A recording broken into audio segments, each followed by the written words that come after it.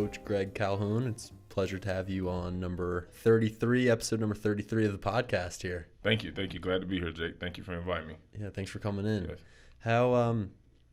How has your year been? And you guys are starting football now. Some training stuff. I saw some guys out there doing some work. Yeah, we're.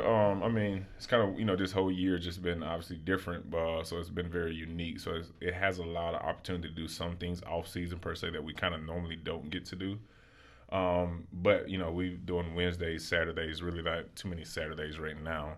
But I have an opportunity to work 2 days throughout the week to get some things done in terms of really just strength and conditioning and agility, speed training, those type of things. And then also I'm with track also, and we're same deal. We're working throughout the week and getting prepared for the spring season with track as well. So that's what you're mostly focusing on is track right now. Yeah. So splitting duties. I think that's the unique part about how this year has been kind of structured. It's kind of like you're actually working two sports at the same time. Right. So, yeah. There's some overlap going on right now. Right, yeah. Yeah. I'm excited. I think there's a basketball game tonight. Cesare is going to be doing the basketball game. I'm excited to watch, even though we can't be there in person. Right. Two games tonight. We have JV and varsity. Over at Calvert, right? Calvert Hall, yeah. So at least we have something to watch. Some of our guys. I actually have a bunch of those basketball guys in my class. So now that I know them on a personal level, I'm excited to see them play. Yeah, no, definitely that connection there with your students when they're athletes. Outside of, I think that's always huge and key. Yeah. So yeah, definitely fun. So let's maybe start out talking about the football season. Even though it was cut short this year, you guys still got a couple games in, and you got some training in, and we definitely have some players out there. Yeah. And you guys are building that program up. I share an office with Coach Emila, and so I get the lowdown every so often on the football stuff. But maybe we could start talking about the program right now and where the football team is and where we're moving in the future, hopefully when we're beyond COVID. Yeah. No, I think I definitely think COVID presented, obviously a unique situation as we all know, but I also think it presented a unique opportunity for us this year. The last few years, obviously Coach Bach, just coming in, as a new coach, and trying to establish his culture, his program itself. Obviously faced the challenges, and obviously Gilman has had the success in the past, and so you kind of go through that transition of power per se, and so I think we did things the right way in making that transition, but faced its challenges, and this year presented a unique opportunity where we've had a lot of young guys on our team. Which, I would say last year, we it was the games we were in, and that, that was the, really the challenge. And, so it's just guys being so young. And, and this year gave us the opportunity to get some experience for those younger guys, but on the same time, allow us to spend more time on focusing and developing our guys without so much worry about, hey, we're trying to compete for a championship right now, and just really just working on them as individuals and making sure that they're where we want them to be. So it's almost like it's kind of interesting because my college program had a reset kind of like this a couple of years ago. Obviously, it wasn't COVID, where the football program was shut down and they brought it back.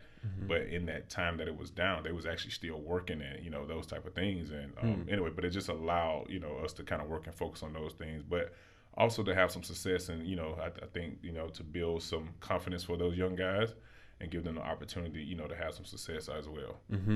When you say you guys are developing these younger athletes, what are some things you're doing in the off season? I know I've seen you and Coach Emila out there doing certain drills with them, but if I'm a young football player at Gilman right now, what are some things that I could be doing to make sure that I make the gains I need to make when I come back next year in the fall? I think the biggest thing, and we talk from a football perspective, but overall, at Gilman, we always encourage you to, participate in other sports, so not just football. So, kind of get some cross training per se. So obviously we always encourage our guys to do other sports.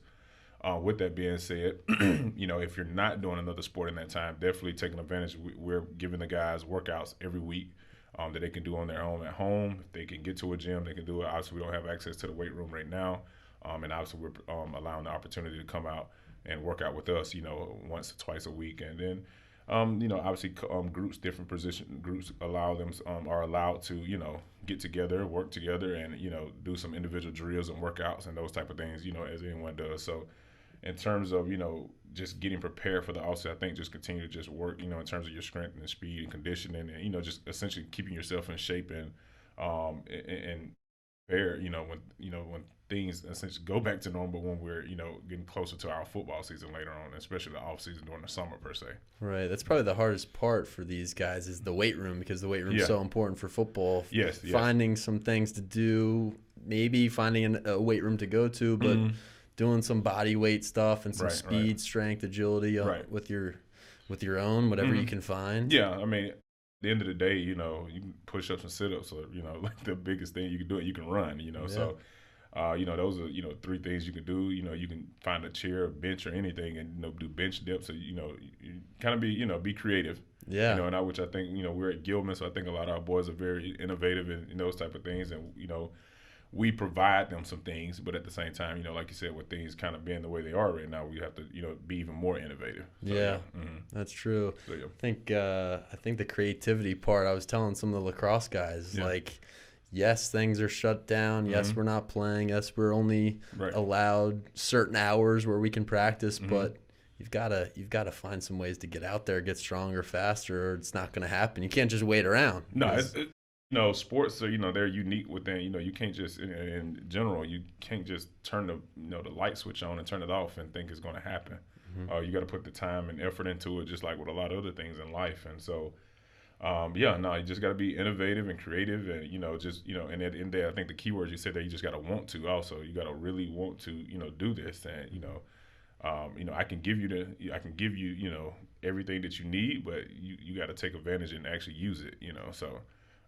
So yeah, definitely guys got to want to, and I think that's the part also in this transition. The culture of the guys has changed a little bit in terms of the the chemistry and the attitude more or less towards that mindset. When Coach Bach came in, and you were here the year prior to him, and I came in with him, so I wasn't around for that. Right. Transition, but how has the culture changed, and what are some things you guys focus on the football team in terms of preparing these guys and rebuilding the program a little bit? Yeah, I mean, I think it's hard with any program, from high school, college, professional sports. When you've had success in the past, you kind of just expect it to happen, regardless of who's changing in terms of as the head coach of the program. So I mean, I think the staff, we've continue to develop our staff as a whole, and at the same time also just developing that culture, and also that I think that trickles down into our players themselves when they see that staff, in terms of the gel of the staff and how that goes down with the guys. And obviously in my first year here, Coach Holly was the head coach here, so definitely different in terms of operational things. But at the same time, it's just unique within itself, and so that adjustment, like I said, was some challenges in terms of that. But at the same time, it's just the attitude of what this program has been before. They expect us to win, they expect us to be successful. So it's kind of hard when you're not winning initially, but at the same time, that's kind of with anything. It's that that uphill grind, or uphill battle at first, and then once you get that success, you kind of see the the benefits of all that work and everything that you did. So I think, and that's the part, we just continue to be consistent with our message, and making sure that the guys are just sticking to the grind every day, and not just giving up easily. So, Football is one of those sports that it is such a grind. I remember playing growing up, and it's because it's a full year thing, because in the off season you're always lifting, you're always trying to get bigger, faster, stronger, and it starts middle of the summer in the heat, right? Yeah. I remember mid-July, August, we're in training. So it's a full-time commitment. You have to be all in on football. Yeah, no, you do, because I think the physical aspect of it is obviously huge, and like you said, like the weight room, and that's that aspect within itself, and then obviously the conditioning. It's not like we're running a marathon in terms of running, but in terms of conditioning, you have to be conditioned for the sport within itself. So, no, definitely a year-round deal. But I think also, like I said, we talk about encouraging kids to do other sports. I think some of the other sports allow them some training and cross training. Which I think is always huge for any athlete. Any sport. So with football, where we don't do what me being from the South. we don't do a traditional spring football, so I'm used to even having spring football, and where you take 2 to 3 weeks or 15 days total, whatever, and get some spring training in per se. You may compete against someone else, you may not, but it's really an opportunity to develop yourself and your team. So, definitely is a year-round sporting commitment though. So From being from Alabama, was football just a way of life for you growing up? Was it 24/7 football? Eat, drink, sleep. Football. No. I mean, obviously, a lot of people, the first thing they assume when they say, all right, you're from Alabama, so you're an Alabama fan. And I'm like, no. And then, you're Auburn. And it's like, no. Obviously went to UAB, which is an extension of University of Alabama. But anyway, so obviously UAB fan. I actually grew up a Florida fan. Love Steve Spurrier. But my hometown specifically, in terms, like you said, just the way of life, we had a very successful program at Benjamin Russell High School. My head coach, Willie Carl Martin, actually coached on Saban's staff when Saban got hired at Alabama. He was there from 2007 to 2015 when he retired. And, so it definitely was a way of life. Like one of the people who actually influenced me was my brother and my family members. They all, I remember the first, when I was 5 years old, I remember just watching them play because he was a senior in high school. I actually had their highlights tape, when I was a kid. I just consistently watched that. I knew his team, almost as good as I knew my own teammates. And, some of these guys were people I had never met personally, but from a small town. So you hear stories, it's that tradition and that pride in the program. So it's definitely is a way of life down there. So it's essentially a religion. People say it is a religion. But at the same time, it's obviously it's a whole development of for me as a boy, into a man, into an adult, responsibilities, the attitude, discipline, accountability. It gives you a lot of, great qualities. Specifically position I play offensive line, a lot of people play, they're the skill guys, the receivers, the quarterbacks, all those guys get the glory. And even if you're on defense, you get to hit people, all those things in the offensive line. We're kind of like the unsung heroes. So you have, 4 of the guys, on the offensive line with you who you battle with every day. Y'all kind of understand each other a little more different than, the rest of the units on the field. So, I mean, football within itself, down there and that connection to that, all those things just, build upon those, characteristics. So, yeah. Yeah, and I was looking into, what was the high school called again where you went? Benjamin Russell High School. Terrell Owens. Yeah, T.O. T.O. Did you grow up watching T.O.? Yeah, so T.O., obviously, like I said, it's my hometown. A lot of my family, still there to the day, always been there. So, we are, family, close. My dad actually wanted the touchdown celebrations he did early on in his career. My dad actually showed it to him. No way. Because he went to high school. He was best friends with one of my cousins, and my cousin ended up owning the detail car wash, whatever. So he, come back, get his car wash, to do those type of things, hang out with the community.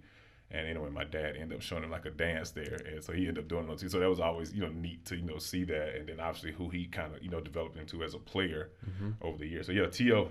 So T.O. was definitely the big name there in terms of anyone from there. And then obviously Benjamin Russell, the name itself for the high school actually came from Russell Athletics. So Russell Athletics, when you see Russell Athletics, you're seeing Benjamin Russell. Oh, wow. Yeah. So, I did not know that. Yeah, so it was actually started in my hometown in the early 1900s, sports of athletic wear per se.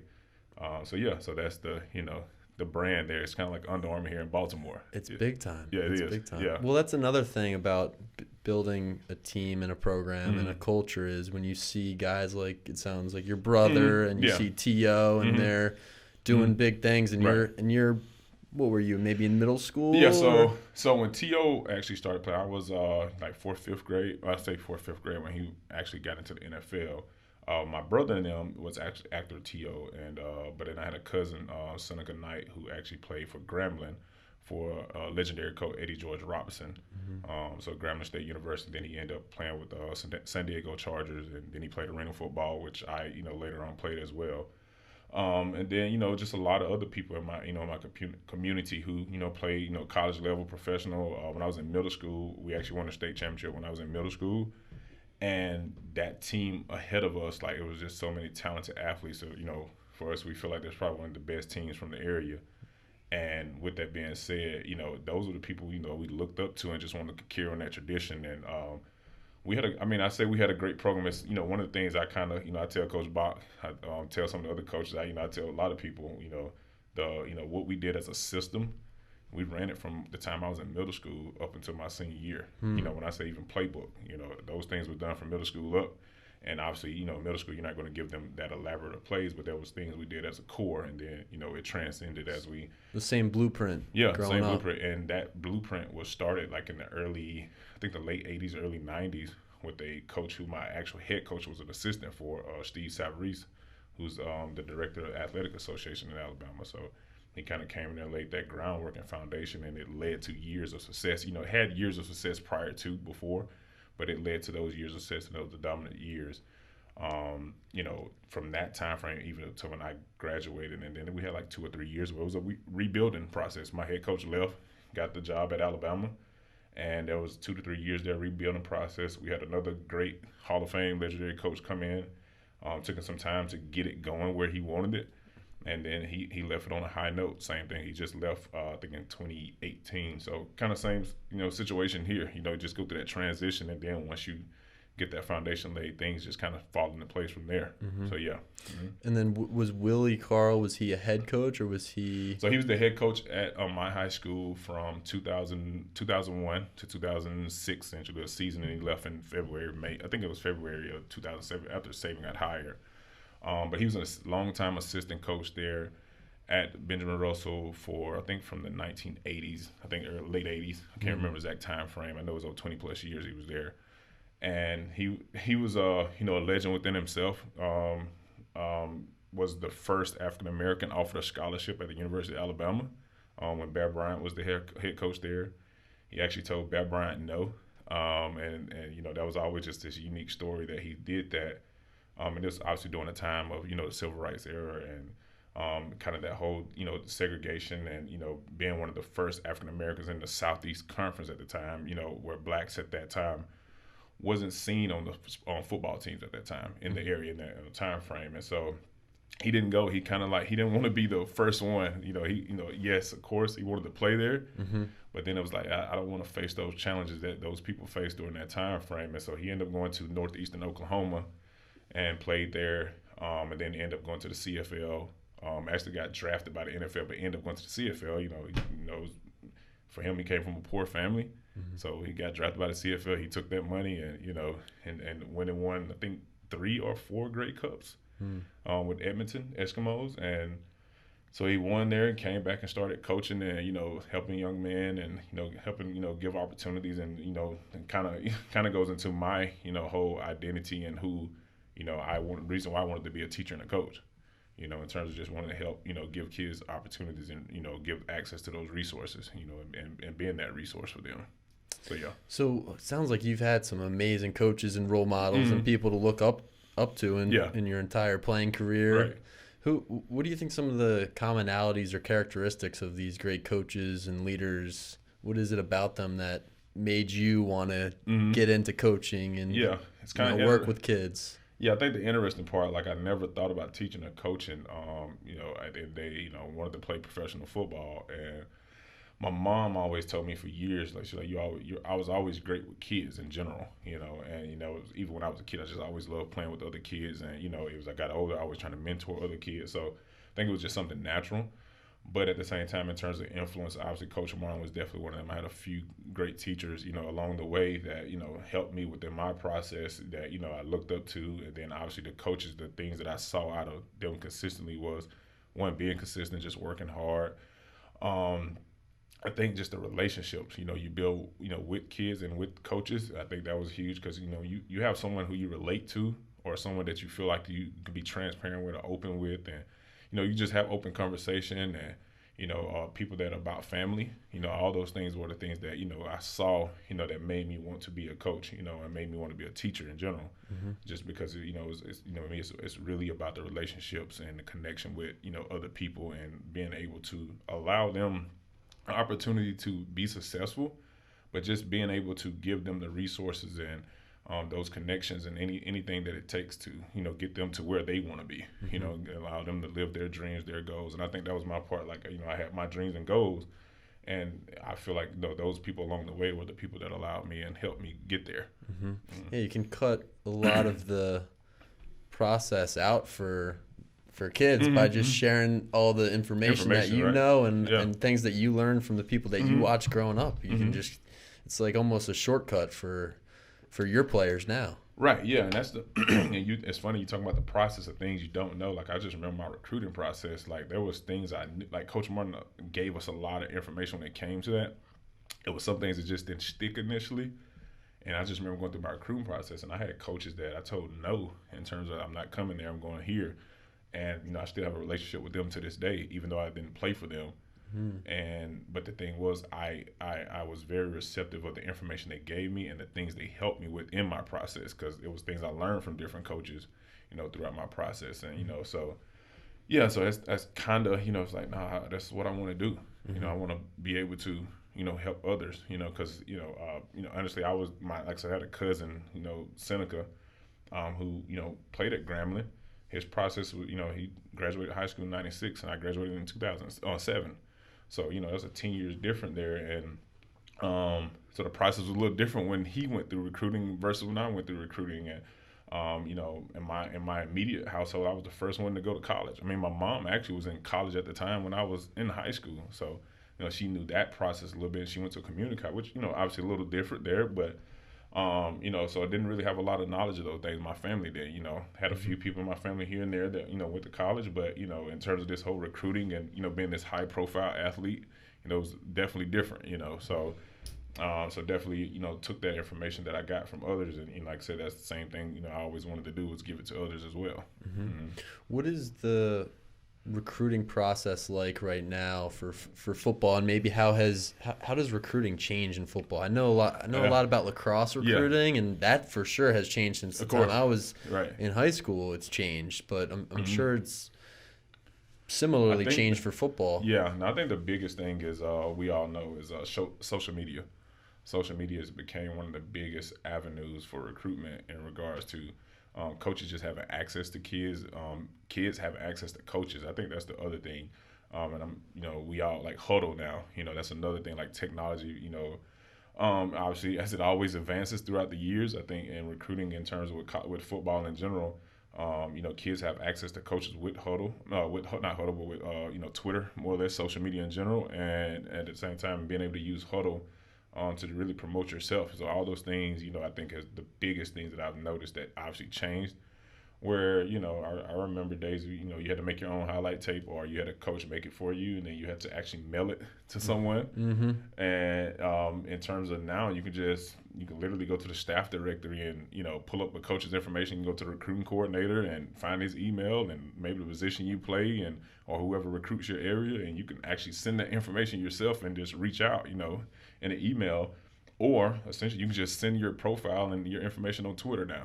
Do guys just tweet their highlight tape at coaches and see what happens? It's very common. Really? Very common. I'll say this: a lot of kids underutilize it. I think we do a great job here. Coach Bach does a great job with our recruiting and in terms of making sure our guys getting exposure and those type of things. But I've been, I'll be honest with you, I've been places where, I'll be honest, I have kids I help now from other places.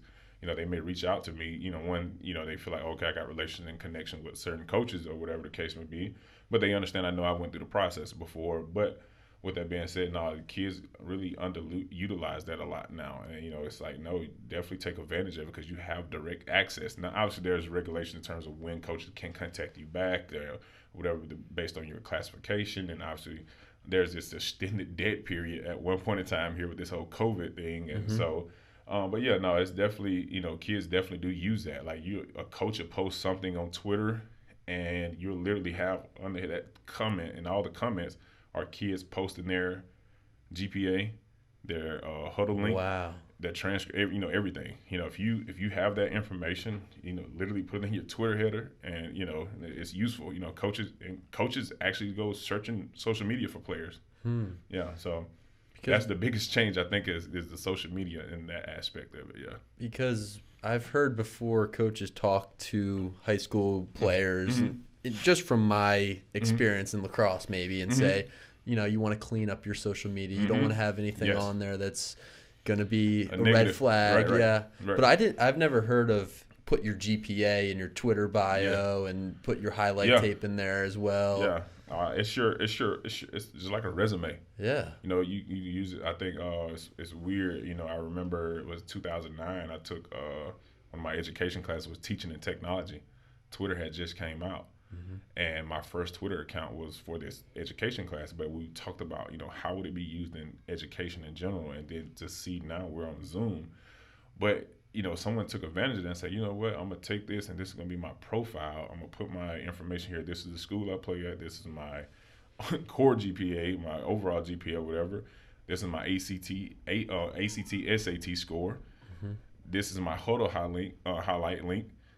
This is the information that you need, for about me. I have it all right here for you, Coach. This is my name. This is who I am, and boom, and I can just share it, just that easily. Because obviously, I can go follow a college coach, and he can follow me back, So it's no harm in that, So it just made things more open. And I think I remember just you still do now, text coaches, players still have communication like that with coach. But at one point in time, coaches could actually direct me. They still can. They kind of change the rules a little bit at certain times. They can use Twitter because obviously the NCAA had to kind of catch up with the technology. But there was a point in time where coaches was kind of like that was an avenue where they can just contact a kid, DM through Twitter, because it wasn't a rule. It wasn't in the rules yet. And then eventually it was like, oh, you can't text kids, or you can't DM them on Twitter or Instagram or either Facebook or whatever. So yeah, no, it definitely is a opportunity to take advantage of though. Yeah, I'm sure coaches are always looking for those avenues that they don't have any rules yet. Let's see if we can make this work. Advantage of. Yeah, right. It's part of the game, right? It's part of the game. It's just like anything in life, like just being innovative. Just finding, and that's the thing. You're always trying to one up. So kind of got to find out. What's a way that I can be better than my opponent or my competitor, whoever that is. Yeah. So yeah. And that's one of the ways that I kind of had the idea that I wanted to get you on here. Yeah. Number one, because I haven't really seen you or caught up with you that much this year, but you've liked a few of the path to follow things that I post on Twitter. And I just think Twitter is an amazing social media platform. And I actually like it more so than really anything else because I've tagged a few like authors and John Gordon. We were talking about John Gordon. Right, John Gordon. Right, yeah. Previous episodes. I'm gonna tag them just to see if because they have. Yeah. It's it's very you and I we both college. Facebook was the big thing initially years ago when I first went to college, and then it transitioned to Instagram. Then Snap. You have Snapchat also, and then obviously Twitter also.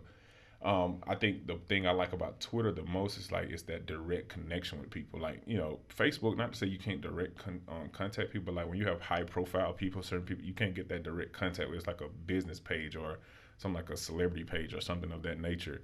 But with Twitter, they may not, like you said, you can tag them and they may respond to that, Might as well do it, right? Right. It may be a shot in the, in the air, but, it's one of those things where for me, I was surprised at certain people that follow me back, and it's, sometimes it's just off a retweet that I retweeted of their tweet or, or something in connection with them. So, but I think it's definitely is something that can be used, networking wise in general, obviously as, we teach young men here in terms of their growth and development, but it's opportunity to network with certain people. And like I said, you just use it, you can use it, to do whatever you want to do in a positive manner. So obviously it has its negatives. As everything does, but at the same time, when it's used in a positive way, it's definitely great. And that's actually what my wife does now. She created her own business 2 years ago, and largely a part of it is social media. She literally creates, graphics, and it's all about marketing, how to use social media to market yourself. Oh wow! So yeah. So what is she? What platforms does she focus on, or really all of them? All of them, really, yes. Social, Facebook, Instagram, Twitter, Snapchat. I'm not the expert in it. I know a lot about it, but at the same time, she definitely has her ways of focusing and engagement through it. So it's funny because she did it with her basketball team that she coaches. And it was just, it helped with the recruiting. We just talking about recruiting, and that's what it helped with it. Like, they had good players, but it also helped with the marketing of their players and individuals in their program. Where it actually got it to a national, ranking. In terms of yes, they had the talent and it was good, but at the same time, they got the exposure, at the national level from ESPN, women's side, and from Geico, which, you have the Geico National Championship. So these things, allowed them avenues of, people seeing them and say, oh, okay, like, we follow them now. We see what they're doing. Then, and in terms for her personal business, people, when they started recognizing she was the one creating the content that was on there in terms of the graphics and different things, I'm like, oh, wow, will you do this for me? So she's had an actual couple of clients, from, college on football programs and basketball programs that actually have, brought her aboard to do certain things for them. And that's awesome. And obviously, everyday, individual businesses and those type of things. So, yeah. Yeah. Well, the way I think about a lot of social media is like it's like a lottery. Like you tweet something out, yeah. someone might see it. You don't know who their followers are. If they retweet it, there you go. Yeah, I think it's a little better than the lottery, though. Yeah. Yeah, a little chances are a little bit higher than the lottery. Yeah. I think the ratio is better there. And it's free. I think that's the other thing. It's free, man. And I think it's free marketing. You just see this whole.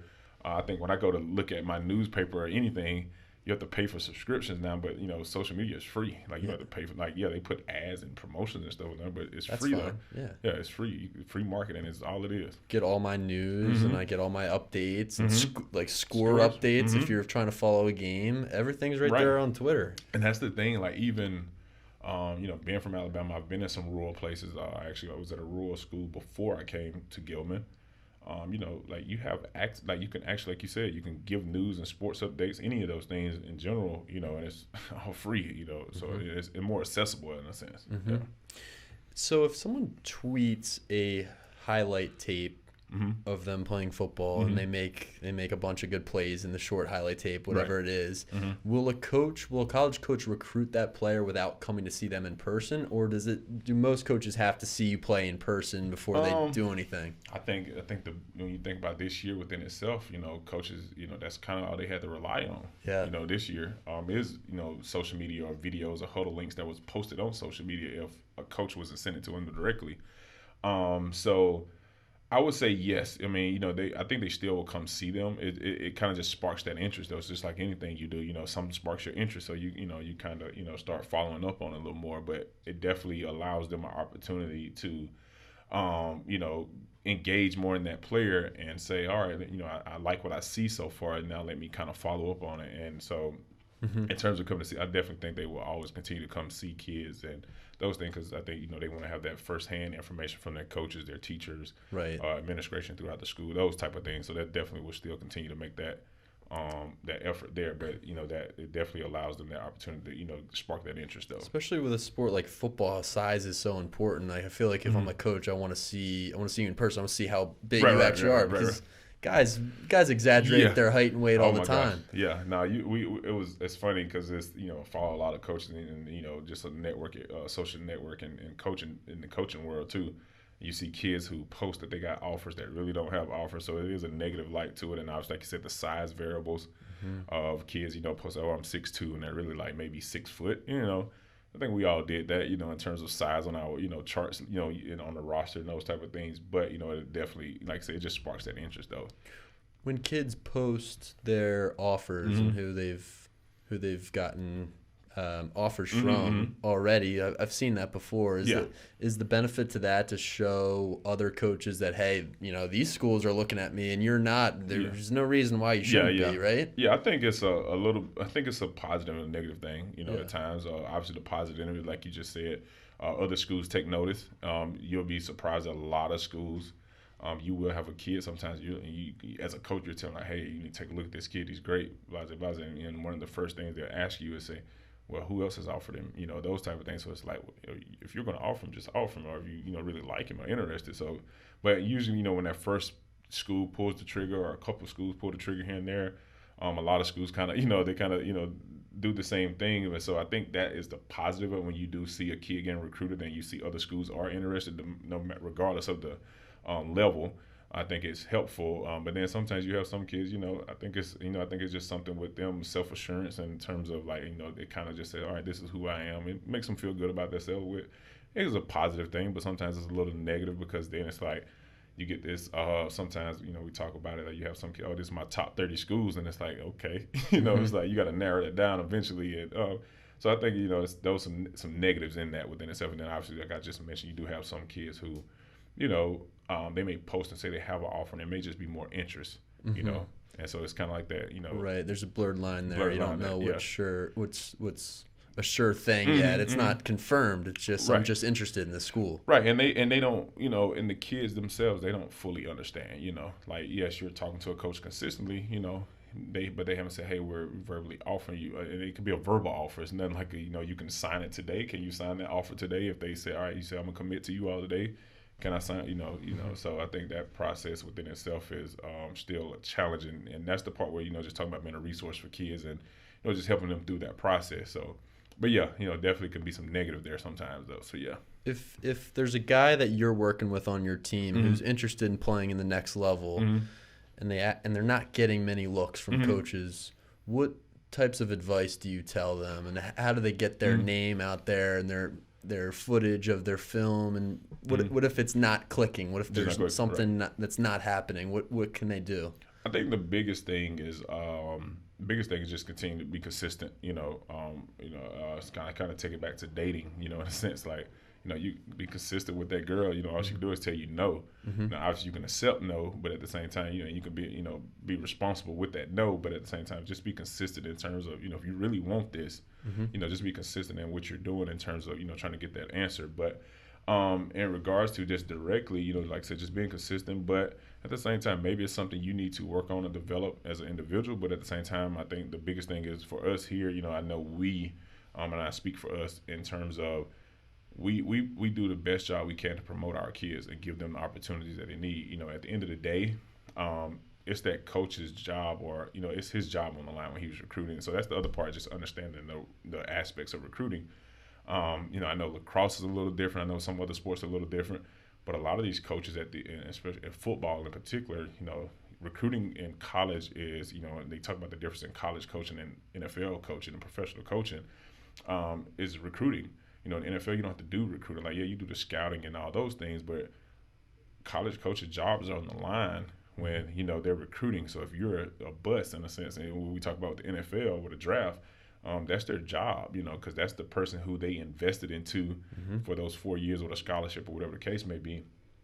So sometimes if it's something they don't, you know, 100% like there, you know, they're not going to pull that trigger or, you know, make that decision.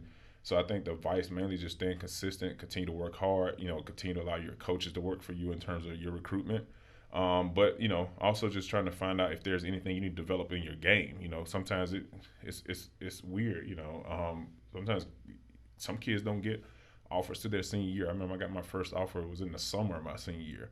I had a lot of interest from schools, but I remember getting my first offer the summer of my senior year, and it was like, okay, you know, make you feel good, but at the same time, like you said, you kind of wonder, you know, but at the end of the day, I think me having the interest, I was okay. But you have some people now, in just the age of where we are now in this culture now, you have a lot of kids, they, you know, and some of it's been created, you know, by the aspect of recruiting, but, you know, some people are getting offers when they're a freshman or a sophomore. So then you have those who don't get it. Like you said, it's like, hey, why am I not getting offered? I feel like I'm good enough, whatever the case may be. So I think just a matter of just staying consistent, working hard, and allowing your coaches to recruit for you. And then sometimes there's some things, like I said, self-reflection, like is your social media clean? You know, sometimes, you know, a lot of kids don't realize if you like something or retweet, you know, they kind of know.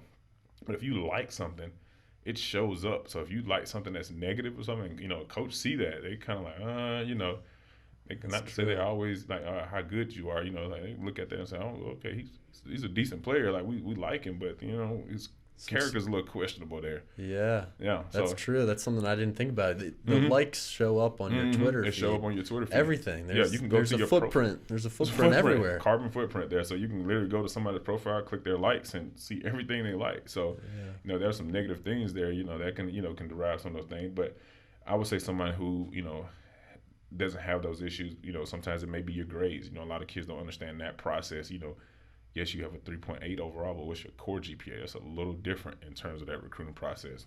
Yeah. So that's the other thing, just making sure you have a, you know, good solid foundation with your academics and obviously the ACT, SAT scores. You know, make sure those things are good. So, and some kids don't register for clearinghouse. NCAA, they don't register with the NCAA. And some kids have not taken those tests. So when you take those tests and do those things in a timely manner, you just open the door sooner. So some kids, you know, unfortunately, I've had several kids who have not done some of those things until their senior year. And like, I'll be honest with you, coaches are recruiting, your junior year is probably the biggest year for recruiting in general.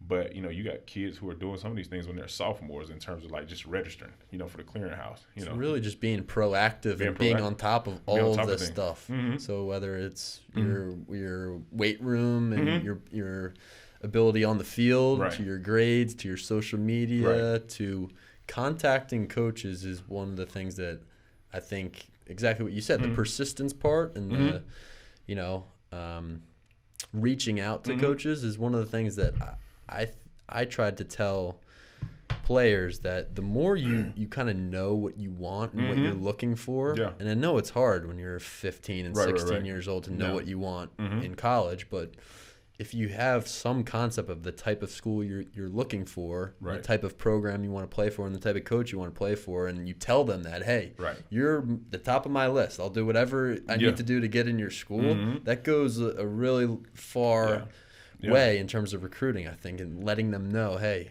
I'm really interested. Yeah, I think you hit it, spot on. A lot of kids, they also have these ambitions of, D1 or bust. And it's like, it's funny, that's okay. It's great to play D1. It's great to play Power 5. But at the end of the day, are you really Power 5 or are you really D1? So there's a lot of other opportunities at the Division II level, at the Division III, NAIA, junior college, So there's a lot of those, opportunities out there. So it's not that it's not any opportunities for you. It's like, what do you really want? And also, in a sense, being a little bit realistic. I think that's the other part when you say when kids are struggling with their recruitment. Sometimes it's and even with parents, unfortunately, it's just a reality thing. Like, all right, you're not really, this level of player, so you're looking for that, but you're really here and you're not giving it any attention or thought. And I think that was one of the great, when I mentioned one of the coaches, when I told, hey, I'm not coming there, or, this coach recruited me when I was a sophomore, and he was at a HBCU, it was a Division I school. But it was a smaller school. I had other, bigger D1 schools recruiting me, but at the end of the day, I treated him the same as I did any Power 5 coach or anybody else, So I think that sometimes it's just, kind of been a little humble there sometimes. And so I think sometimes, like you said, kids don't know, though. One of the biggest things, also just recommendation to kids when it comes to recruiting, always search the schools within like a 5-hour radius of your wherever you are. Because most of those schools are going to recruit that area within that 5-hour radius in terms of a driving distance. You can obviously pull up a map and kind of, map that out. Like, what are the schools in your area? And like I said, when you think about that, like, all right, you got your Power 5 D1, and then we call Group of 5, and then we call mid-major, D1. Then you go into the FCS, and then you go down into the Division II, and you just keep going down. But you got several schools of opportunity within that radius. And so that's when you kind of, make a picking order. Like, all right, if you feel like you're up here and you in reality you're there, then great. But if you feel like you're interested in something below that, then hey, take a shot at it though. Yeah, take a shot. I mean, why not? You're not losing anything. Not losing nothing. And I think that's the biggest thing is like, anything is better than nothing. Not to say you settle, but give yourself an opportunity is the biggest thing, because you will have a lot of guys who, they end up, without nothing at the end of the day. Yeah. And it's because of just, kind of just overshooting in a sense, or, not being realistic. Yeah, and I think that's another thing, going back to you don't know what you don't know, is if you're a player, and I use lacrosse for an example, but I think it's the same in football. If you don't know what it takes to play at the next level, which how could you really, unless you have good guidance, and if your parents are saying, Johnny, you can play D1 for sure. Yeah. No, and that's not realistic. You're just walking around believing that you can, and no one's telling you the truth about your ability on the field. So I think self-reflection and talking to other coaches, and shooting for the top, like shooting for the highest you think you can go, but also having a couple, D3, D2, lower divisions in your back pocket that you're still reaching out to too, because you never know. And it's not like those schools, in D2 or D3 in those divisions are any lesser. It's just different. It's just different commitment, right? Yeah, the same probably applies for football. It's just not the D1 commitment. Yeah, I mean, it's I think one of the things that a lot of kids don't even realize, like there's just as much money in terms of a D3 school in terms of a scholarship is a little different. It's more academic. But guess what? Your school is getting paid for. That's the biggest thing, where mom and dad don't have to pay for that. So that's the reason why we do these things, is in terms of it's our motivation. Yes, we want to compete at that level, but I get to get an education at a higher level and for either a less of a cost or a cost at all, in a sense. I mean, yes, you put in the work in terms of the physical aspect there. Like I said, the commitment. But yeah, no, I think a lot of kids just overlook it in terms of like, oh, I just want to go D1 and that's it. It's like, yeah, that's great too, but you want to go D1 and be a preferred walk-on where you're paying money and you got to do everything that guy on scholarship is doing, or do you want to go to this Division III school at least or whatever? And I'm not saying go to D3 just because, but where you may get some academic money here and hey, you're good to go. And it's still the same, right? D2, D3, it's still every day. It's still every day. It's still a commitment all the time. You still do the same grind. It's no different. Grind. Obviously, facilities may be a little different. The campus may be a little different. At the end of the day, you may be at a small school where academically that may be better for you. That was one of the things in my choice that I made. Going to UAB, it was a big school. But it wasn't too big, like as Auburn and Alabama, where I made, had over, 300-400 people in a class. Where, it was times I had 100, maybe 200 in a class. But, but it also was still that, that connection that I had with my professor regardless. And then, and then I had some smaller schools that offered me, and it would have been even more intimate setting, So, it's just, at the end of the day, I think it's an individual thing, obviously.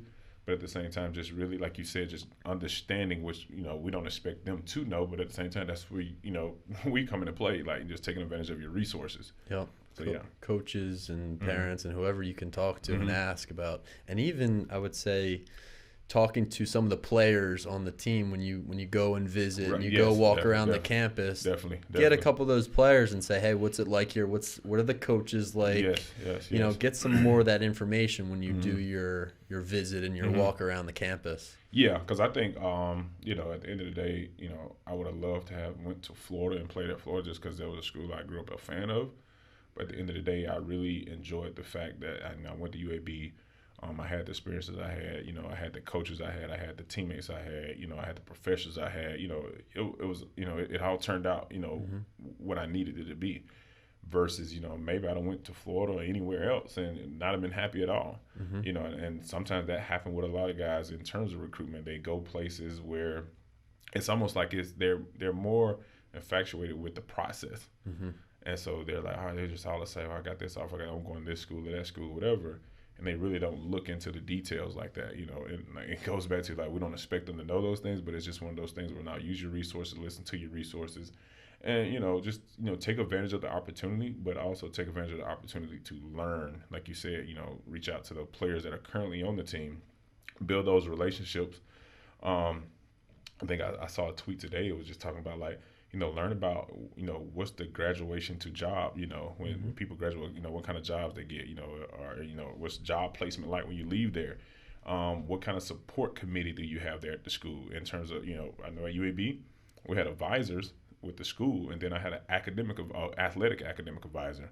So those are two separate people, but they was put there in place for me and my success academically. Then we also had an academic center just for the athletes, so That's pretty nice. Those things were put in place. A lot of places don't have that. Right. There's a lot of places to this day still don't have that. And those things were put in place, though, for my success, though, which, I was a person, I didn't like to study. I really didn't have to. So I got away with it. But then when I got to college, it got to a point like, oh, you got to, start studying now, So it was just one of those things there. But those things were put in place for me, and it allowed me to still be successful, And so, even when it comes to tutoring, like, you can go get your own tutor, as any student can. But if they're providing that service for you, or they put those things in place for you, we had 8 hours requirement of study hall every week. There was a certain, GPA. So, learn those things in terms of how does it set you up for success, versus just saying, hey, I'm going to go to Alabama and not know, shot to them, but I'm just go to Alabama and just play football. Just for the name brand. Right, just for the name brand, right. And I think that was one of the, going back to my first year here, that was one of the, I think most amazing things to watch Thomas Booker go through his process. Here he was, this 4-star athlete who had, the talent to play anywhere in the U.S., any college, had the offers, had every offer you could think of. And when he made his top 5, not so much, we all know he went to Stanford, but when he made his top 5, in his top 5, he had the likes of Penn and Harvard, in his top 5 with Notre Dame, with Stanford. And it's like, okay, obviously we all know, but it's like, why did he choose those? Because, he knew that they was, one, it was what he wanted in terms out of the process. But at the same time, there was things that were put in places at those places that really made him understand that this is what's going to help me be successful versus if I go to this school or that school just for football per se. Right. Yeah. I mean, he chose probably the best academic, athletic combination you can get. Right. But he was still probably thinking when he was putting that list together, it was like, what happens if I get hurt or something happens? Of course. God forbid if I get hurt. Right. I'm at this school. Am I going to like this school? Am I going to get a great education? Of course. If God forbid, if something happened and football was no more, he's at Stanford, right? Yes, he's at Stanford. Oh my God, you just said something then in terms of the whole, am I going to like this school if I get hurt? Am I going to like this school if the coach leaves? Right, that's true. Because that's too. the other thing now. Like this, it's a business. I think early on when I was like, all right, do I want to coach at this level or that level? For me, I made that decision. I said, college is a business. Like, it's really, gritty. And at the end of the day, any professional, job you have, a career, it's a business. But at the end of the day, it was like when it came to football, it was a business. Like, it's cutthroat. If you don't win, it's like your job's on the line right there. And that's the other thing. Either your job is on the line or your coach has done so good that another school is trying to get him. And, and that's just part of it. And there's nothing wrong with it in a sense. But at the end of the day, though, like, you have to understand as that player, all right, am I really going to like this school for the school versus just the coach? Like, I'll be honest, I chose UAB because initially I wanted to do something in the medical field. With that being said, I also chose UAB because I did like my coaches and who they were in terms of the position I played and the development I knew I would get from them, which it all worked out for me perfectly. But my senior year, my O-line coach left. He got a Power 5 job, and he's been in Power 5 ever since. He's a great offensive line coach. At the end of the day, though, I chose UAB for UAB. Like I said, my coaches were part of me making that choice. But at the end of the day, what if they'd have left my second year? It'd have been a challenge probably, if I didn't choose it for the right reasons. Because you get miserable and then you want to leave or you want to go somewhere else or whatever the case may be. All those things happen. Like you said, the injury, that's always a possibility in anything you do sport-wise. So you always have the injury. And I think that was one of the things that I did appreciate about my head coach, Coach Callaway, Neil Callaway, was that he always told us, like, you always hear this saying of, let your education be your fallback plan if you don't make it in the sport or whatever the case may be.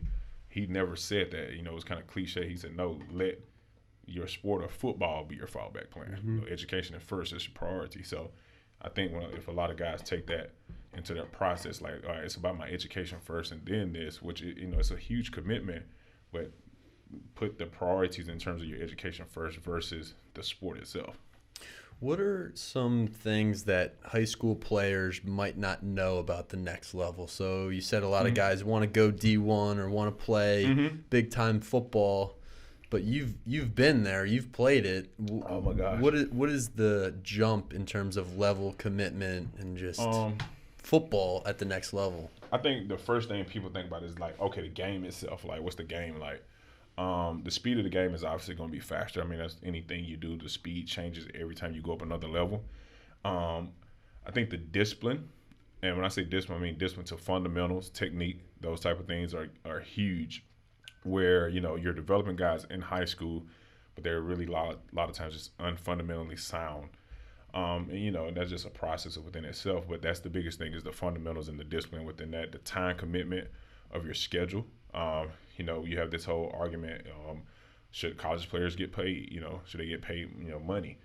For me, in regards to not just so much that conversation, but it's like a job. Like it really is a, you work 40 hours a week at any job where you get an hourly salary, all right, that's 40 hours, and then anything over that is overtime.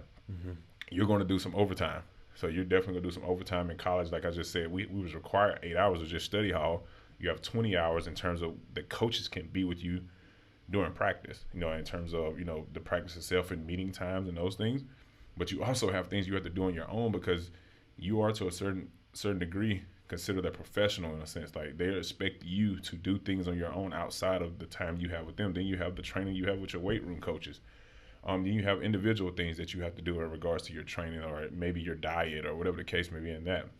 And then maybe your ankle's swollen. You got to go ice it. You got to go ice bath after your workout. And those things are just maintaining, just trying to maintain and be efficient and stay fresh in a sense and being able to compete.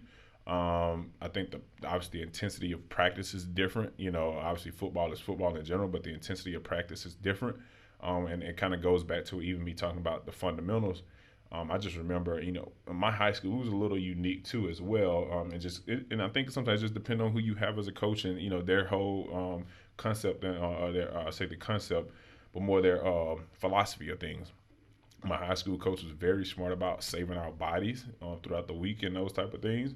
And obviously the game has changed now in regards to, people are more aware, concussions and those type of things, head injuries and brain injuries. So we're trying to, do things like that. So that was one of the things, that adjustment that did help me when I got to college was, we banged, we went hard, but then there was times where, we pulled back on the reins and, we were smart about it. But the fundamentals were more important then because if I don't have any gear on, I just have a helmet on, I just got to play with my hands and my feet. Mm-hmm. As an offensive lineman in particular, where most people, they got to bang. Like, how do you play offensive line with no gear on? And it's like, no, it's a way to do it. That's how it's supposed to be done. Right. But it was mainly technique and fundamentals. The study of the game itself, obviously the IQ of the game and anything you do. I tell stories to the kids all the time where I competed against some, guys that you see play today, that you watch and you're like, oh, he's good, like Fletcher Cox, Von Miller, those type of names, Pernell McPhee. I played against those guys and I competed and did well against them, not because I was better than them as an athlete or talent-wise. It was some things I did technique and fundamentally sound, and it was because I watched film and I studied it and I knew exactly what he was going to do on the second step, without, it was just all muscle memory because I watched the film enough. I picked up on his tendencies, obviously studying the game in terms of a defense as a whole, as their scheme and what they do. Your own playbook, you got to know what we're doing because if you know what you're doing, then you obviously can execute better. Where that's just football in general. But at the same time, if you don't take advantage of those things or do those things the right way, then you're just going to be, I guess, what you call a person who participated. In a sense, I guess for lack of better terms, but you're going to be someone who just participated versus, you have a good experience, but we all know the best experience is being able to be active and involved in this, So I think that's the part there. It's just, it's those things. So I just say from time commitment, time management, discipline, studying the game, just the IQ of the game itself, and then, like I said, going back to time management, just like in terms of your academic piece, all those things just tied in one. Then you mentioned the whole health piece, the health in terms of keeping your body in a good condition. I was very blessed and fortunate. I didn't have any I say severe injuries. I had high ankle sprain, which still bothers me to this day. But there was times where it hindered me in my play. But in that process though, like I still had to play, I still had to compete. So I still had to figure out how to get it done. Well, that's the other thing too. If you get a somewhat minor injury or you're a little beaten down, you're a little tired, if you take a step back and sit out for a couple practices, maybe you can get away with that in high school if you're a pretty good player. You move all the way down the depth chart as soon as you take a day off. Yeah, I'll be honest. I tell people all the time when I went to UAB, I kind of probably got the big head a little bit. When I walked in our staff meeting room, my name was on the starting left tackle when I walked in on campus. I haven't played it down or anything, and they had me as the starting left tackle. And there were some veteran guys that was already there. And then I had a teammate who actually played in the NFL after we graduated. At the end of the day, he was behind me on the depth chart. Anyway, I was a starting left tackle, and then I end up kind of going through camp. I kind of got behind in terms of the playbook. I ended up getting sick or whatever. I remember I ended up like dislocating a finger, hurt my hand or whatever, and I ended up at the bottom of the depth chart. Just exactly what you just said. That overnight, just during camp my freshman year where I had this potential to be the starter, essentially what it is. And, people think of potential as a good thing, and it's like, no, it's not a good thing. Potential means this is the ability that you have, and this is your actual what you're putting out in terms of production. So, so anyway, that is exactly what happens. So if you don't if you don't take care of your body and do the right things, then you will end up in that situation. And it kind of reverse happened to me later. It kind of happened to some other guy, and that kind of got me in, and I kept going. And like I said, when I did face those injuries or whatever it was in terms of, I say, minor things, I was able to fight through it and, figure it out, Yep. You just get your extra treatment, go right. down. And that's the other thing, treatment. Oh my God, you said treatment. You was required if you said your fingernail was hurting, or, if you had a hangnail and you told the trainer, there may be a time when you got treatment at 5 a.m. and if you don't go, the treatment, everyone's in trouble. You're in trouble. You're in trouble. Everyone, but you're definitely in trouble because you're going to be punished for it, and it's not a punishment in terms of we're punishing you for what you did. It's more or less understand how serious this is. Understand, that you got to take care of things and do the right things, and that's essentially what it is. I will say, as a young adult at that time, you kind of looking at like, man, this is just negative in a sense, but but you when you look back at it, it's, it was just trying to teach me to time management, do things the right way, and just take care of yourself as a whole. Yeah, I remember I had teammates, and I think it was like Easter morning or something, and there was treatment on Easter morning because we had a game. We had a game the day before. It's mid-season in Easter, and a couple guys were like, "It's Easter. I'm gonna go hang out with my family, and like, I'm not gonna go down and do my treatment." They're all suspended the next week. Right. Yeah. You don't get a break. And people don't understand. People really like. Some people do if they have coaches and maybe been around it, right? Yeah. But you really have to live through it. You have to go through it because I remember I had friends in college, and we'd be hanging out or something. I'd be saying, "Oh, I'm exhausted. Like I don't want to go to practice or whatever tomorrow. Right. I just want a day off or whatever." Yeah, definitely. And they're like, "Oh, why do you have to go? Just take." I'm like, no, you don't get it. You don't get it. No, that's the difference. It. No, I think, we talking about 5 a.m. My first 5 a.m. was because I didn't go to treatment, and it wasn't because I wasn't hurting anymore. I didn't check out or get cleared or released. Like I was fine, everything was good to go. I just didn't do the proper protocol of getting released. I'm like, are you kidding me? But yeah, and then going back to what you just said, like people don't really get it. Your schedule is built, like your school schedule, like in terms of what classes you take, anything you do, is built off of your whatever the athletic schedule is. And you talk about privilege. Yes, we got to choose our classes first before a lot of other people on campus. And then on the flip side of that, though, like if you had a doctor's appointment or anything of that nature, you did get hurt or whatever the case may be, you wasn't missing class. I don't care, regardless of what the injury or whatever it was, they scheduled your appointment during a time when you didn't have that. So it wasn't no excuse like you said, like, oh, I just don't feel like going, or I just make a doctor's appointment during this class or during practice or whatever. No, you're going to be there. They're going to schedule everything out, strategically where you don't miss anything. So. It's a different animal, It is. And when you talk about discipline as being one of the major factors that intensifies at the next level, that's probably number one for me. It's the discipline. Yeah. There's non-negotiable. If you're not there, you're not there. You're not. No. You and that's the thing. You can't just miss something like you said and think it's going to be like, oh, okay, I'll just catch up tomorrow. No. Or if you're late. Like I remember guys came down 2 minutes late to practice. And it's like, oh, yeah, just hop. No, go home. No, go home or go over there with the strength and conditioning coach and, get your extra workout in. Yeah, get you some, be your best friend. Oh my gosh, I think my freshman year, just bringing back memories. I remember when I told you, like I said, I got the little injury or whatever during my freshman year. I remember talking to my mom, like preseason camp was another thing. Like, just that schedule within itself is rigorous. But I remember I had a time to talk to my mom, only like probably an hour. And I remember talking to her that evening, and I was like, Mom, if my bike had two wheels and wasn't attached to the machine, I would have been home, by now. That's how many miles I rode that day on that bike, because we was in fall camp at the time, which if you go back to time management discipline, that was another animal within itself where and we talking about schedules, but this is the time between summer workouts and prior to school starting. And so you're there from breakfast, which is mandatory at 6 a.m. You go from breakfast to meetings. Then you go from, which, maybe, 7 o'clock. Then you go from meetings from 7 to, 7:30, maybe 8. You go to the first period or first practice per se. You'll do that, for 2.5 hours. And then you go to workouts right after that. And then after workouts, you go to lunch. So now we're already at 12 o'clock or whatever, 12:30. Then you may get like an hour and a half there break in between. Then you have to go back to treatment and taping because you have to get taped and treated before next second practice within this 2 days. So 2 days. And then you go to meetings again. and so that's probably 3 o'clock, and then practice. 2:30. Then practice starts at 3 o'clock, 3 to 5. You got practice. Then you go from there to dinner, and then you may have like a window in there of dinner for like an hour, hour and a half, and then after that you go to meetings after dinner. So you leave meetings after dinner that lasts actually to 10 o'clock at night. And then you may have special teams meeting, that may go to 10:30. And then you have curfew sometimes 10:30, 11, just depending on however the meeting schedule is at the end of the day.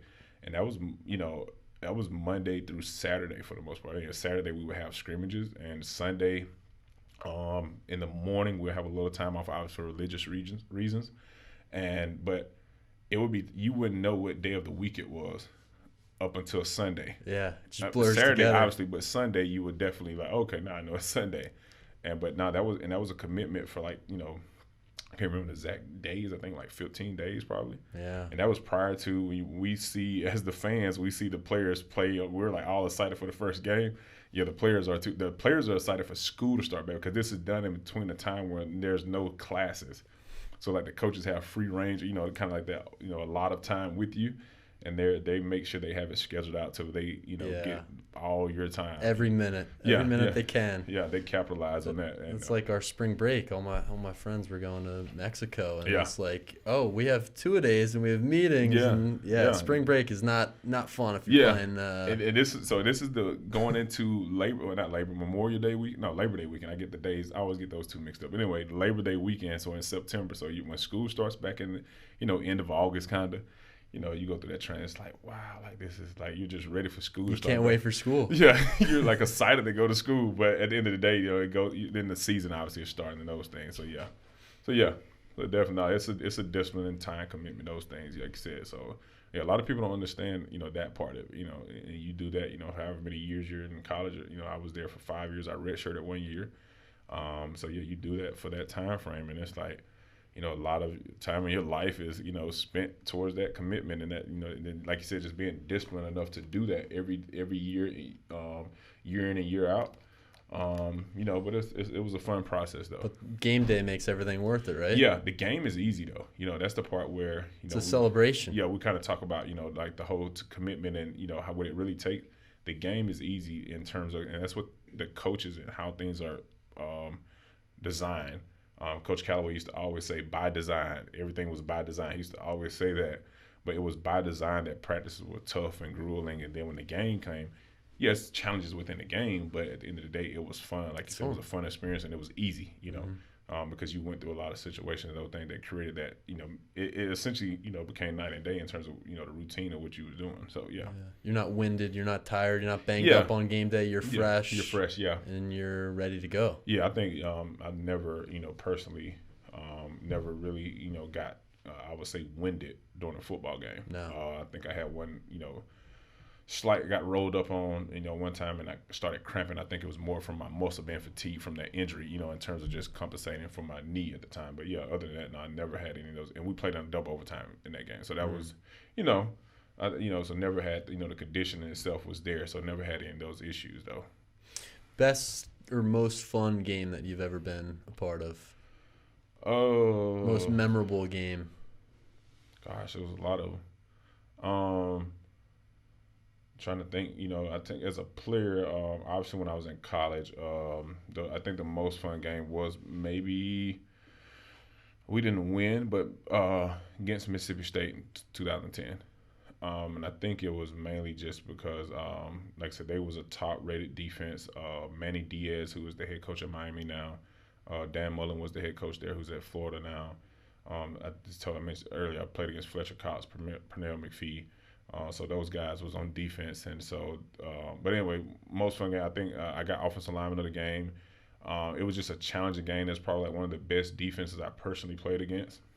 And when I say that, they did a lot of things in terms of the way they disguised their blitzes and the way they brought them from different angles, and just mixing things up. And anyway, but I think it was the most fun game. Like, we lost, and I say that it was a very close game. It was, I can't remember.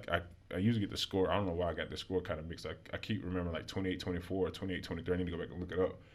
But it's saying that we competed hard, as a team. We was kind of on the cusp of, being a very great team that year. So I think that was, and I guess next to that probably was 2009 versus Southern Miss, who was a rival of ours. It was our first time beating them in program history, and so we did that. I think it was my sophomore year. So my sophomore year we beat them in 2009, and so that was a very exciting game. So yeah. Did the program discontinue after you had already left? Yeah. So I graduated in 2012. So what happened was in 2014 they played the season. Then towards the end of that season, kind of, and I'll be honest with you, things were kind of, rumors and things were, in the air when we was playing. UAB is a very young football program. When I say young, like I'm older than the football program. Started in 96 as a D1 program, but started in 91, 92. And I was born in 88. So with that being said, the program shut down at the end of 2014. The president announced that, hey, we're shutting down and discontinue the program, football, bowling, rifle, at UAB. They did that. And there was a outburst, from the community, from the fans, obviously from, us as former players, alumni. And it was shut down saying that, they did a study. And, you said the quote earlier, you said, we don't know what you don't know. And I'll be honest with you, that was kind of like that's one of the things that I never wanted to hear again. And it's because the president at the time, he made that statement, said, in terms of, in his rebuttal, he essentially, was, given the job to shut the program or announce it per se. But at the end of the day, we're part of the board of trustees of Alabama, the University of Alabama. So it was just that connection there. But anyway, essentially there was a study did that the program was financially not doing well. UAB is one of the largest employer, or is the largest employer in the state of Alabama. So it's kind of, just kind of weird that was happening. And I remember, as a player, we used to get reports from our AD. He would tell us like, hey, football financially is doing well. So it was kind of interesting when this came out and this was said 2 years before that, my senior year actually, there was conversation of a new stadium being built, or, they were trying to advocate for that, and they kind of shut that project down. And in Alabama, they like approved like 20 plus, projects that same day when this all was brought to the board and on the agenda. So the program was shut down, saying that it was financially not doing well. The study showed that the numbers, essentially didn't add up to continue.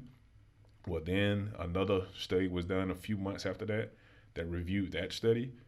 And the second study that was done reviewed that study didn't, do its diligence in terms of actually, researching everything, and was inaccurate.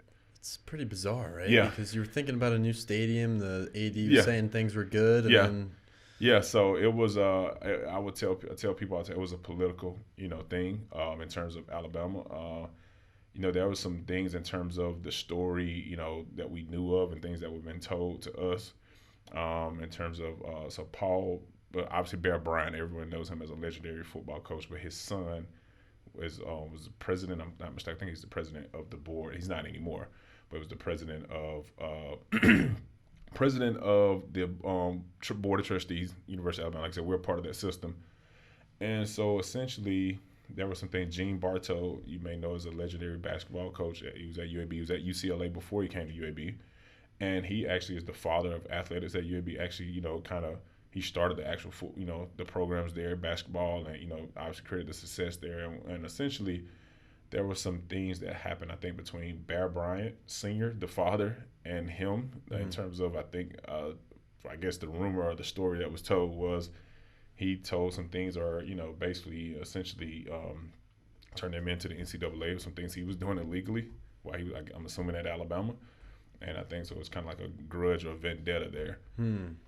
Politics ironically, going on. Right. And so behind the scenes, right? Yeah. And I'll be honest with you, they had some successful years before I got there. We was always on the cusp of 500, and when I say cusp, like there was 3 or 4 games that was close, that we could. And the year I said we lost to Mississippi State in 2010. We lost also to Tennessee early that year. And double overtime, and we missed 5 field goals in that game. So we was a program that we had great talent right there. Yeah, we had great talent, had great coaches. Just on the cusp there. But anyway, essentially that was kind of easy to say, all right, we're just gonna shut this program. They're not winning, they're not being successful. But this year that they did it, got our head coach that we have now, Coach Bill Clark. another former high school coach in the state of Alabama, pretty, well-known guy, had some success at Prattville, won, championships there, was, nationally ranked as a team. Anyway, so it was his first year in his, he just got there. They just hired him. And so they went 6-6, got bowl eligible for the first time since 2005. And they shut the program down, so they didn't get to go to bowl that year. So, he did a great job, and obviously there was several other people involved in terms of getting the awareness out there that, hey, this is wrong. We got to do something about this. And I think later that year was 2015. They essentially said, all right, we're going to bring it back.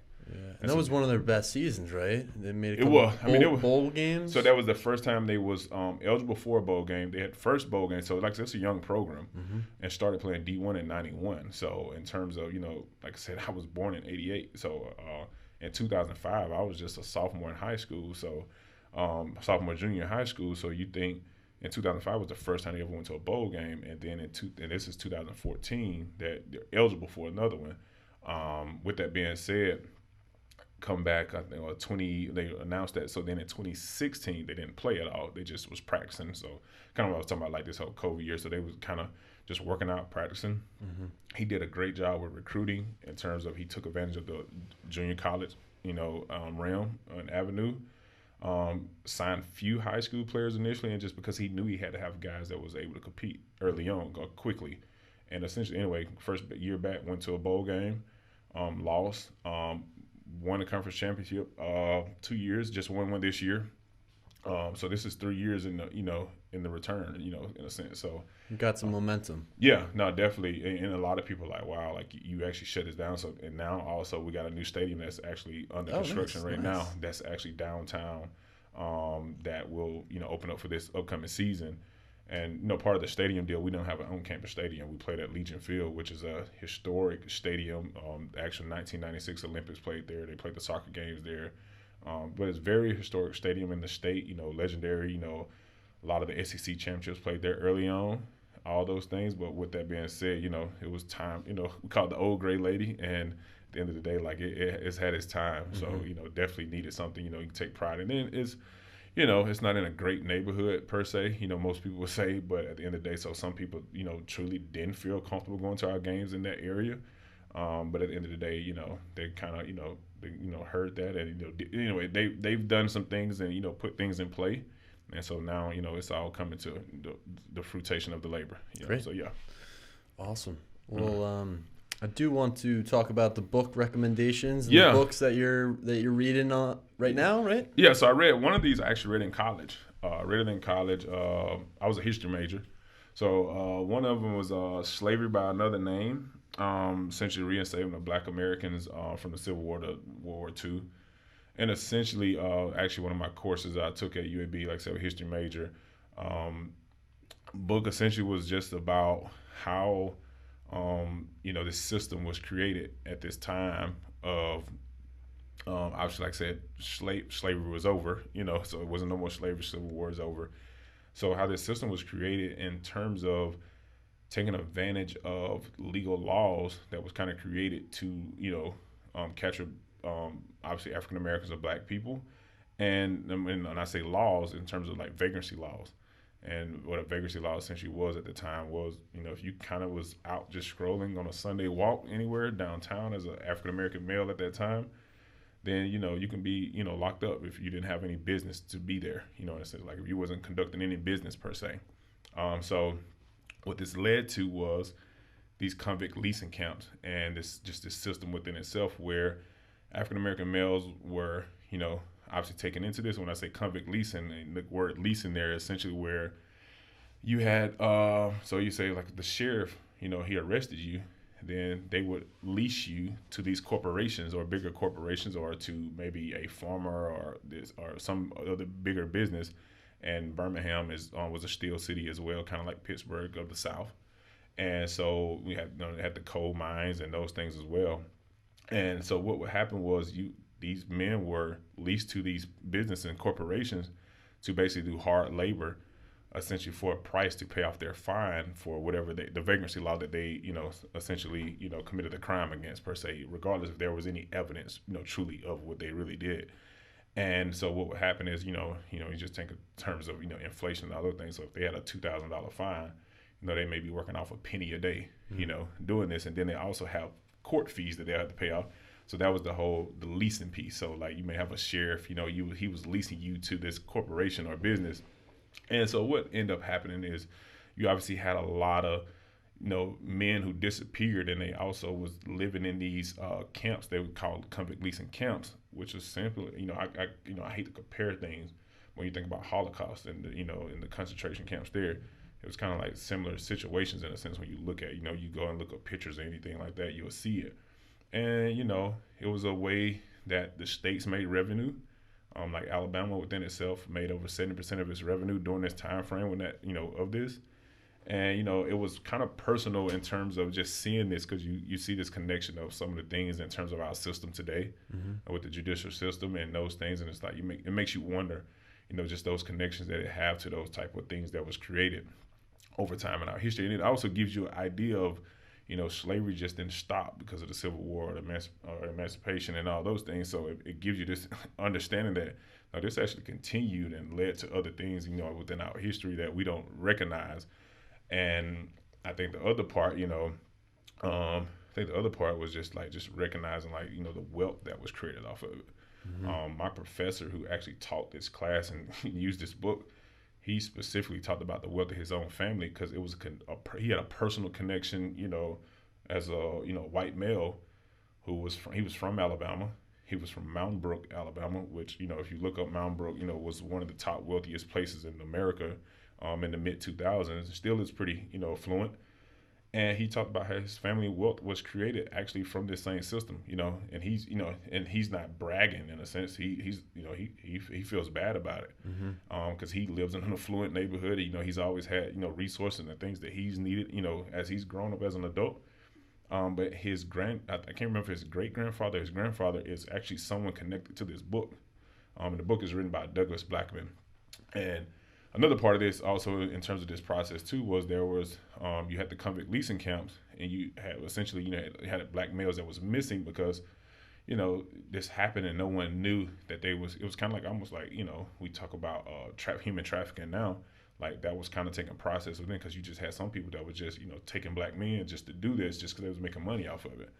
And in saying that they would obviously die in these convict leasing camps and no one knew where they were.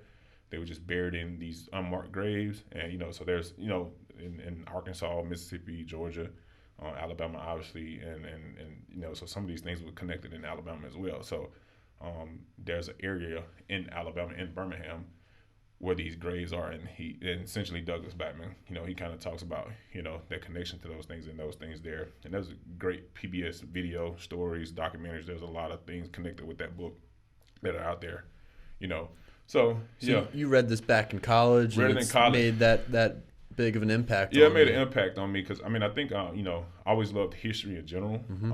Just always learning about our history because I think you can't move forward if you don't understand what happened in the past. And it's kind of it's interesting that that's where we are in our climate now today, but just the connection to it. And I think we always talk about. I would say the Black Lives Matters and, some of the things that have sparked that conversation, in terms of dealing with just authority figures, as a young black male growing up in Alabama, it was definitely different, and I say in general, as in America in general, but it was definitely different. Like I remember conversations with my dad about things he experienced, but not so much what he experienced, but the things he was always telling me to keep me from having to experience those things. And I say that in terms of, I had friends. I had my vehicle when I was 16. I was driving at 16. I had my first car. I had those things, but he was always like, "Hey, don't have a lot of people in the car with you." Those type of things. And in your mind, you're like, why? I can't have my friends with me. And it wasn't because he was being, mean to me, but it was him understand that, the more people you have in your car, people view that in a certain way. And, I kind of experienced some of those things because of that, my car was a little flashy, when I was in high school. And, I kind of got some stigma because of that, in terms of association with drugs, like, oh, you're selling drugs because your car looks like this. It's like, because I didn't come from a wealthy family, But, my parents, like, I'll be honest with you, they spoiled me. They gave me things that, I worked hard. I played football. I did good in school. I didn't get in trouble. I had a great character. With that being said, you know, I was, granted those things, but with that being said, some people looked at it in a different manner though. So, just the connection, with those type of things. And like I said, my love for history in general. I actually took a lot of classes in, civil rights and, going to school in Birmingham, had a lot of connection to those things. So I took a lot of classes connected to civil rights, the history of Birmingham, which we all know has a very deep connection with civil rights movement and that era within itself, history of America in the 60s, Americans in the 70s. So obviously a lot of connection to those things. So yeah, no, so definitely was a great book. It is, I'll be honest, it's very transparent. So it's, it's not an easy read in terms of if you're someone who, is offended, really, it will, touch you a little bit. But at the same time, I think it's great just giving that information in terms of just understanding what happened and how these things transpire, and also just giving I think the biggest understanding is slavery didn't stop after the Civil War. Like it continued, and like it says, so it's the re-enslavement of African Americans from the Civil War to World War II. So obviously continuation of that, and obviously there's conversation after that in a sense, but in terms of just making that known in a sense. So yeah, and just the things that was done legally in a sense. Right. Yeah. What they consider legal, so. Yeah, that reminds me of a writer, Colson Whitehead, who I teach in my 11th grade American Lit class, and he wrote a book, The Underground Railroad, which it's a similar idea that you're talking about. Yours is more from a nonfiction perspective and looking at this historically, but he fictionalizes it and just the main character is this girl named Cora who is growing up a slave who ran away, but it's fictionalized in that she moves up north in her escape from slavery, right? But it's almost fantastical in that it's not historical. She goes to different states and they're set up with different laws. Right. And what I think Colson Whitehead is trying to say is, in each of these locations, slavery looks different. Like in one, she's hiding in this attic and she can't go outside and she can't see her family and she's all alone. Right. Is that worse than what she had before, or is it just repackaged in a whole different way? Yeah. No, I think, and that's the part I think with this, like it was repackaged, like the laws were repackaged in a way that, it only affected certain people. Like, vagrancy. What is vagrancy? Like Vegas is just you hanging out. Like essentially vagrancy is somebody who's homeless or, doesn't have a job. Loitering. Yeah, loitering. Loitering, right. And so I think that was the interesting part when I learned that. I was like, wow, like literally, like, excuse me, we do this all the time. Like, we just go outside to hang out, or I want to walk downtown and on a Sunday, or walk through the park or whatever. If someone just randomly comes up to you and say, hey, what are you doing? What's your business? In a sense, and you don't really have. Like, I'm just walking. All right, you committed a crime in their terms, and so. I think that was the part that was more eye-opening, because there's some connection, in terms of other things that have happened throughout history that make you wonder, like, wow, like this, this really was something systematically, in terms of that was created. And, and it also talked about how, in terms of you look at it in terms of, like you said, the perspective from the North and the South, where, this was mainly in southern states, but it was almost like the other states was kind of turning a blind eye to it in a sense, kind of. So. But yeah, no, definitely great book there. Great history book, great history lesson. Kind of, one of those things where when I first read it or was first given it, I was like, wow, this is very deep. Yeah. In terms of that, something I never knew about. Right. You hear stories, hear things, and I was fortunate enough. I had a lot of family in terms of just oral history in general that was always given those things, but that was something I never. Had heard about and understood or knew about in a sense. So yeah. And having read that, you're exploring it in a deeper way and understanding it at a deeper level than just what people have told you before. You're actually kind of revisiting the past. Because when I say the connection, like when you think about it's this sense in terms of how the Black and American family, like the Black male figure not being a part of the family, so you take him away. And then you have, so who does the family, and essentially goes back to this other book that I'm going to talk about, but like, who do they look up to? Who's their role model family? Who's the person that they look up to? And so essentially, like, was this, something not so much that was created for that reason, but at the same time, like, just the connection in terms of, things we have issues with in our history and of family dynamics, and so how that was connected to it. Because, I've heard stories where, all right, well, where did such and such, father, where's he at, or whatever the case may be. Oh, he, in terms of the terms they would say then, or he ran out with somebody, or he left with this other lady, had another family or relationship, or whatever the case may be. Where essentially maybe he was taken in one of these and put in one of these convict leasing camps, and no one never heard of him again. And those stories are, there are several of those stories where someone just wasn't heard from again. And and it's kind of like, interesting. Like, okay, maybe that has some connection to it. Right. So when you say thinking deeper, that's definitely, what, like, one of the first places my mind went to was like, wow, think about all the missing fathers in general, for these families, and in general, it's like, wow, like, they ended up here. And then on the back end of it, just the treatment of them, how they was treated. It was essentially they was treated like slaves again, and it was in a legal system. After it was said it was illegal, so yeah. So I think that was the other part of it in connection to that too, yeah. Well, interesting. I'll have to check that out in the library, and we'll get that up on the recommendation list on the podcast so people can order it. I put the link there in the bio so people can check it out if they want to read it. Definitely on Amazon. And then the other book is Cry Like a Man by Jason Wilson. And essentially it's talking about fighting, for freedom from emotional incarceration. And it just talks about this whole stigma and ideology that we have as men, just the whole masculine, like, what is masculinity, and how we as men are, we're stuck in that realm of, like, we have to be tough. When you deal with something hard, suck it up, or, be a man up kind of. And so I think that connection, we talk about football, and we were just talking about that aspect in terms of that, just being tough and gritty, and, it was one of those things where, like, sometimes it's great, but then at the same time, sometimes, like, psychologically, what does it do to you mentally in terms of when you're dealing with other things in life? And, so definitely a book I connected to, because, he talks about, essentially it's not so much of a biography, but he talks about his own personal story in terms of his mom's, he starts out with his grandfather, who was lynched in Florida at the time, and just talks about how that process, and kind of like I said, the connection with the book, how that process set his family up, throughout generations.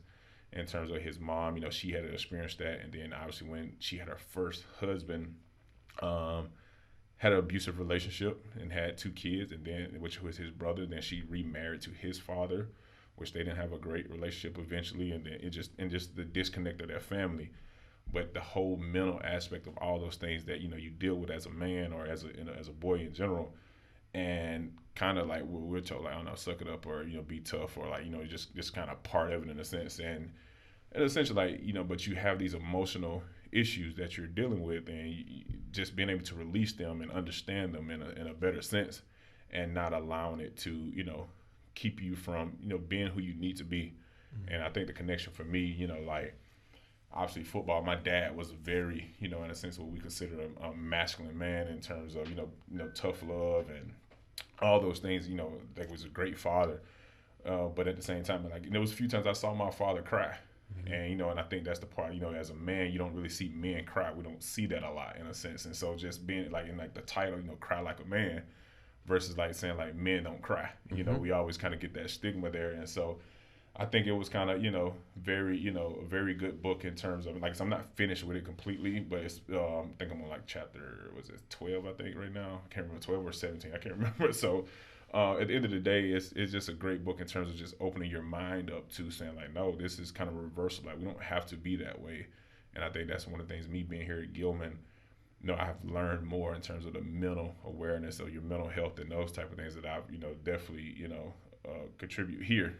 Obviously we just had this, PD Friday in terms of those type of things. And so anyway, just essentially not having those things bottled up and being mentally free, but how it affects your relationships with others too.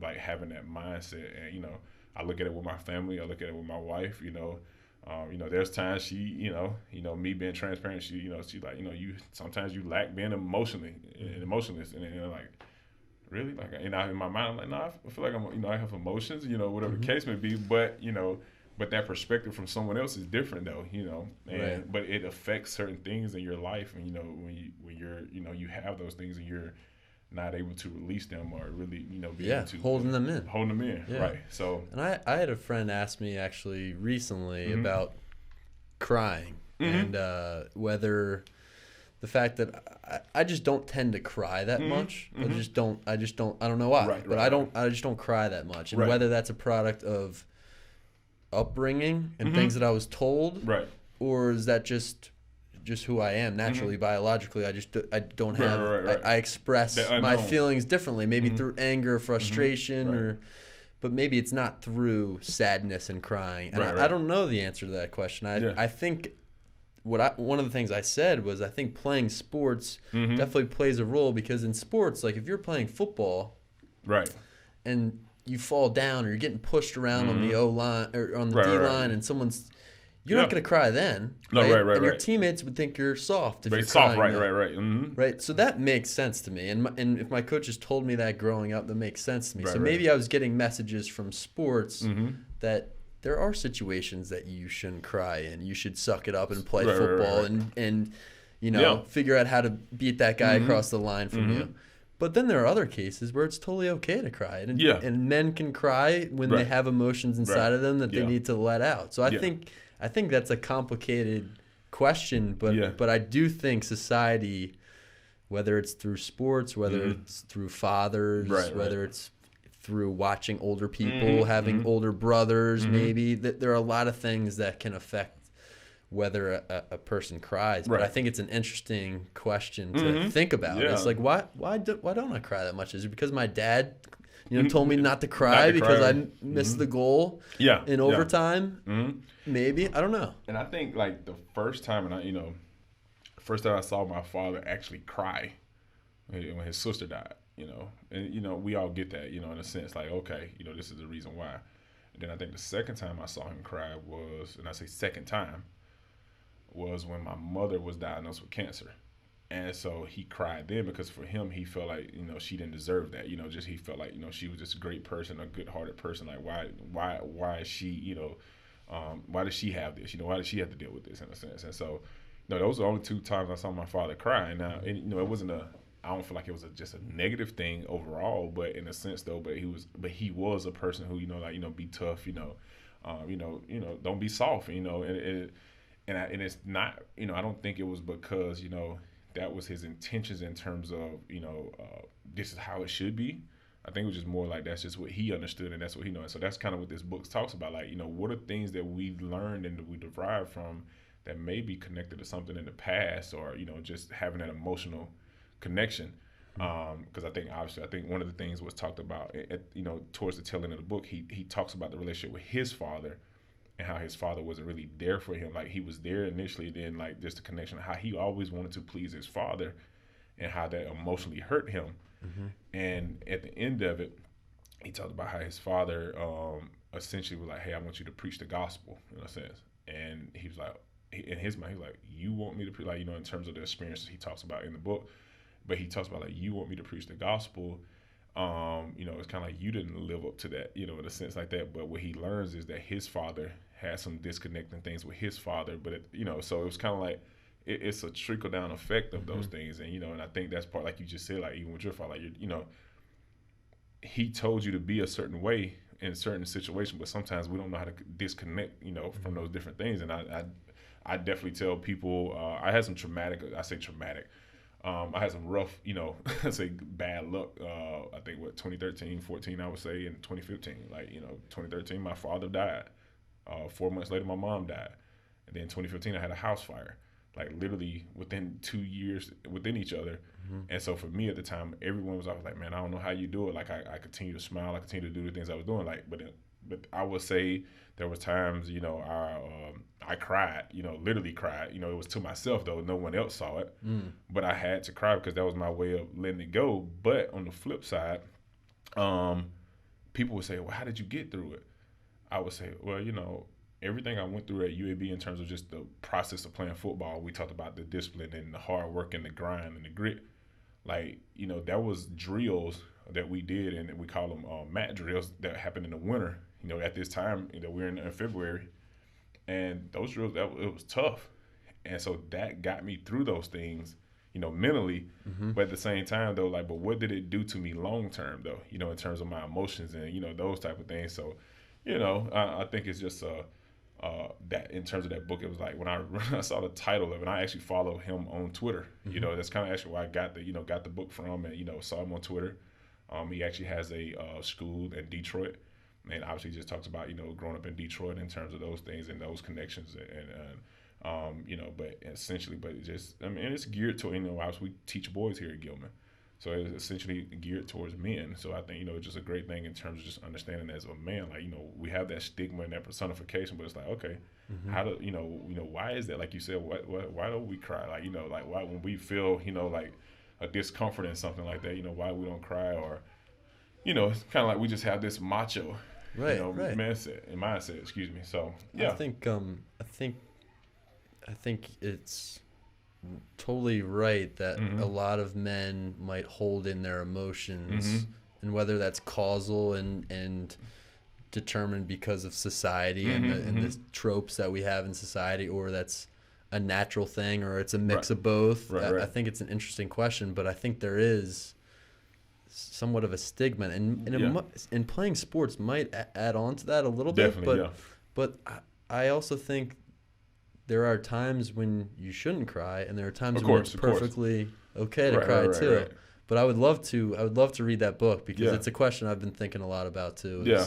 It's like, why do people cry? Why do people think it's not okay to cry? Right. It's an interesting question. And I think it's, like I said, just going back, I think for me it was a self-reflection, in general, like something I've self-reflected more of, and I think, like I said, just for me, just the things that I experienced, like I said, in the last couple of years, it was like, wow, like it's something I really gotta, I really have to, cross paths with this and deal with it. It's not that I didn't cry at the time, it was just more like, how did that affect me emotionally? Because, there's times I feel like, okay, like emotionally, what can I go through that's worse?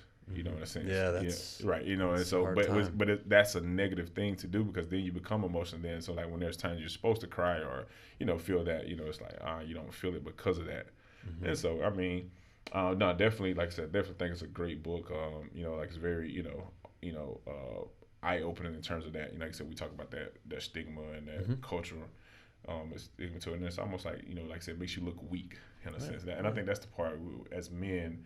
We don't never want to look weak. We want to be strong. We want to have this, personification of we're, for me, I'm a large guy. People look at me like, you're strong, you're fine, you're, all these things. You played college football, all those things. And it's like, yeah, that's great. But, I have emotions too. You know? Absolutely. Yeah. So I think it's just one of the things, just making that connection to that and just being more self-aware. Yeah. So definitely. For sure. Well, 2 great book recommendations, and Coach Calhoun, it's been a lot of fun on the podcast today. Thanks so much for coming on, and hopefully we can get you back on here to get some updates on how the spring season goes for you with track, and then football starting up. So so hopefully we can stay in touch, and we'll see you on Twitter. No, definitely. Thank you. Thank you for the invite, and definitely have enjoyed it in the conversation. So yeah, no, definitely. Awesome. Thanks a lot.